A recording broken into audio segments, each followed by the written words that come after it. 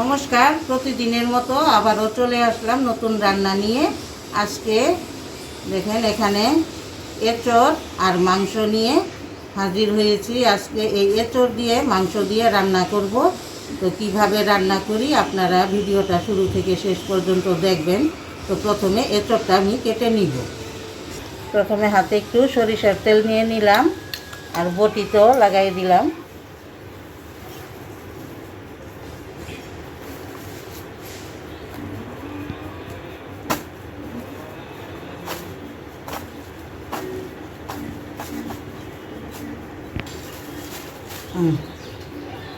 এই যে দেখেন সুন্দর এঁচড়।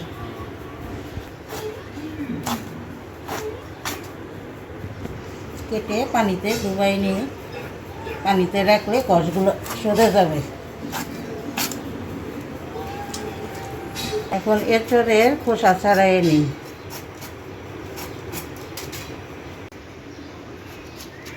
সব কয়টা খোসা ছাড়াই নিয়েছি, এখন কেটে নিই। এরকম টুকরো টুকরো করে কাটবো।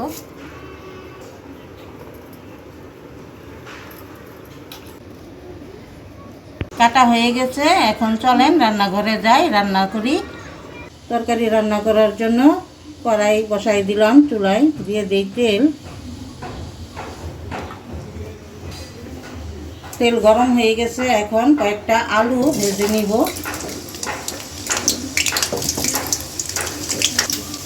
দিয়ে দিই একটু লবণ, হলুদ গুঁড়া। এখন আলুগুলো লাল লাল করে ভেজে নিই। আলু ভেজে নিয়েছি, এখন উঠাই নিই। এখন এই এঁচড়গুলোও ভেজে নিব।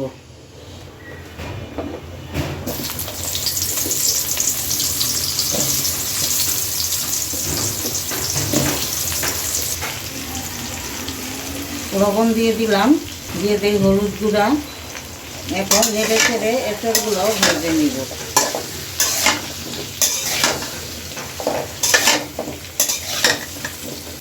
এঁচড় ভেজে নিয়েছি, এখন উঠাইয়ে নিই।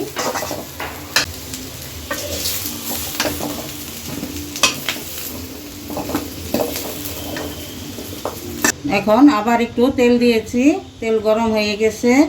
এখন দিয়ে দিব আমি গরম মশলা। অনেকে এই মাংসটা রান্না করার সময় গরম মশলা দেয় না, কিন্তু আমি দিব।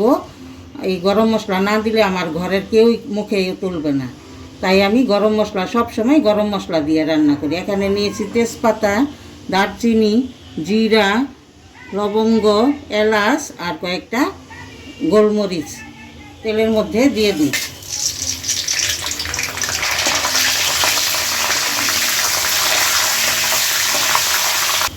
এখন দিয়ে দিব পেঁয়াজ কুচি। পেঁয়াজটা বাদামি কালার করে ভেজে নিব। পেঁয়াজ বাদামি কালার করে ভেজে নিয়েছি, এখন দিয়ে দিব কয়েক টুকরা টমেটো। টমেটোটাও পেঁয়াজের সাথে একটু নরম করে নিব।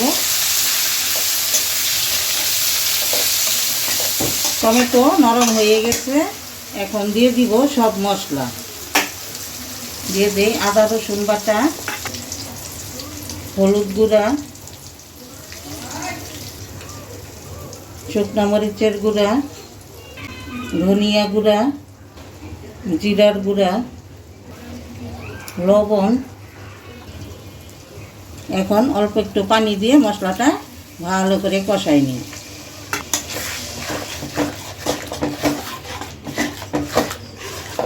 মশলা কষাই নিয়েছি, এখন দিয়ে দিব এই কেটে ধুয়ে রাখা মাংস।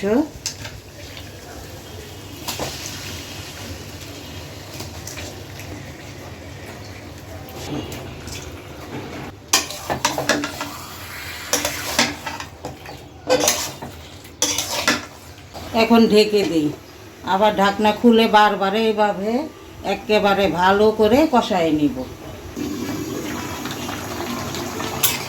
দেখেন মাংস থেকে কত পানি উঠে আসছে।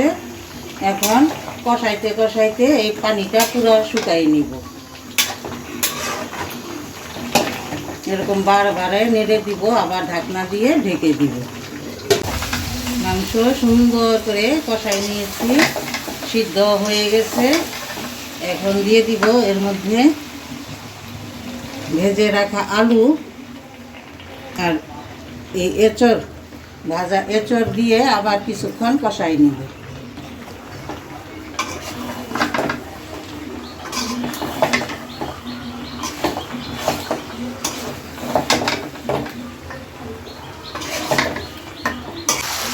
এঁচড় আর আলু দিয়ে বেশ কিছুক্ষণ কষাই নিয়েছি। এখন দিয়ে দিব ঝোল।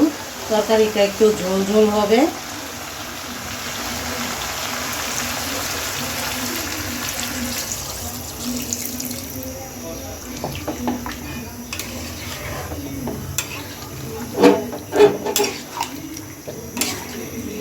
এখন ঢেকে দিই।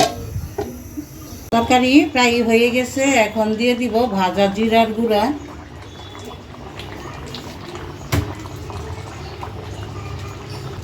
আর দিয়ে দিই একটু গরম মশলার গুঁড়া।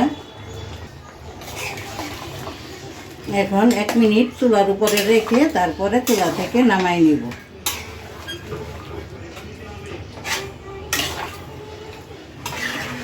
হয়ে গেছে এঁচড় দিয়ে মাংস দিয়ে মজাদার একটা তরকারি। আমি তো খ্রিস্টান, তাই আমি খ্রিস্টানদের পছন্দের একটা মাংস এবং আমার নিজেরও পছন্দের একটা মাংস দিয়ে আমি রান্না করেছি। আপনাদের যদি আমার রান্না ভালো লাগে তাহলে আপনারাও আপনাদের নিজেদের পছন্দ মতো মাংস দিয়ে রান্না করে এভাবে খেয়ে দেখবেন, খুবই ভালো লাগে। এই সময় এই এঁচড় পাওয়া যায়, পরে তো বাড়তি হয়ে যাবে, পেকে যাবে, তখন আর খেতে পারবেন না। তাই সময় থাকতে রান্না করে একবার খেয়ে দেখবেন।